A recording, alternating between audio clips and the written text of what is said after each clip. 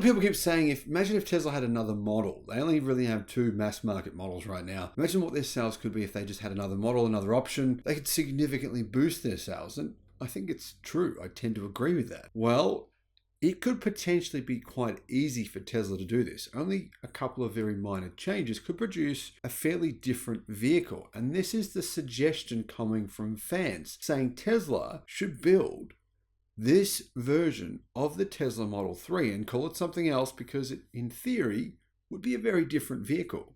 It also looks really good. Hello, my friends. Welcome to the channel. Great to see you. Thank you for tuning in. I'm Sam Evans. You're watching the Electric Viking. And welcome to all the new subscribers. Welcome back, everyone else. Tesla Model 3, the Highland version. A lot of people have ordered them now. The price, I think, is quite good. Now, I know there's a lot of people who are buying the BYD seal saying they think it's a groundbreaking deal. And I think the BYD seal pricing is very, very good. Of course, it's only available right now at that kind of price in Australia. The price in Europe is way higher. In fact, the price in Europe is more expensive than the Tesla Model 3. So it gives you a good idea of how BYD's pricing strategy differs depending on, well, BYD doesn't have much to say about their pricing strategy because they use different distributors. So basically these distributors, they own their own business.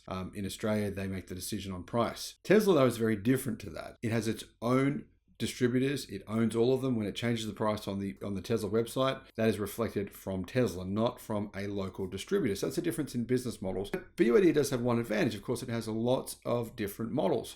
But if you think about it, this is what BYD has done. There's a new BYD vehicle that is basically the BYD seal turned into like a GT. Basically what you're seeing here in these images, in this render, it's called the Song. But the BYD Song is really just the BYD seal that's been kind of changed. It's the same length, but it's got a kind of more like a coupe style body at the back. And a lot of people think that's one of the problems with the Tesla Model 3. It's a sedan. The electric car market for sedans, and in fact the car market worldwide for sedans, is constantly shrinking. It's one of the key reasons why Lucid sold a paltry number, only about 400 EVs per week, even after they reduced prices by about 20 to 30% over the past quarter, because people just don't want sedans anymore. So this would be a really smart move, in my opinion, for Tesla to sell this version of the Model 3. It's not that different, really just has a liftback and a slightly different rear end, which is a lot more practical. And Tesla could potentially market it as a crossover if they wanted to. Anyway, Tesla is known for keeping its model lineup simple, but I think this could still keep it simple. What are your thoughts on that? However, fans of Tesla can't help but imagine a broader range with additional body styles, such as the Tesla Model 3 GT that you can see in these images. And Elon Musk, if you're watching this, don't think you would be, but if you were, hey, I think this is a real winner. I absolutely think a large number of buyers would consider this type of car. But do you agree with that? Let me know in the comments. If enough people agree, maybe there'll be a little bit of influence. Who knows? Anyway, the designer's goal of this vehicle was to create it's kind of like a stretched hatchback. He said something between the former 3 Series GT, BMW GT, and its touring counterpart. But this to me is way better looking than the BMW 3 Series GT.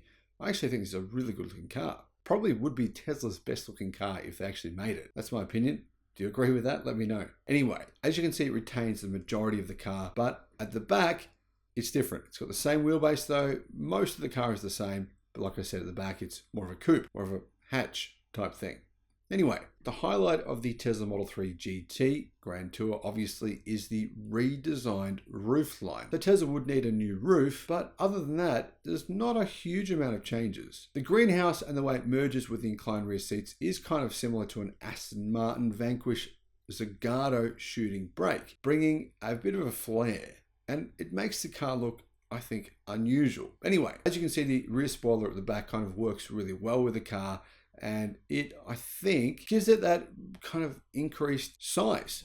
I mean, if you look at the coupe shape of this vehicle, you clearly would have a significantly bigger boot. The current Tesla Model 3 boot's really good. It's 510 litre size. That's a big boot, but the actual opening is small. All the journalists that have reviewed it said the opening is small, so it kind of negates the size of it to some degree. Now, if you had a hatchback opening like this, the boot space would be even bigger, and it'd be much bigger to be able to get to it. Plus, you could actually, use it in a much more practical way. Anyway, guys, I'm a big fan of this render.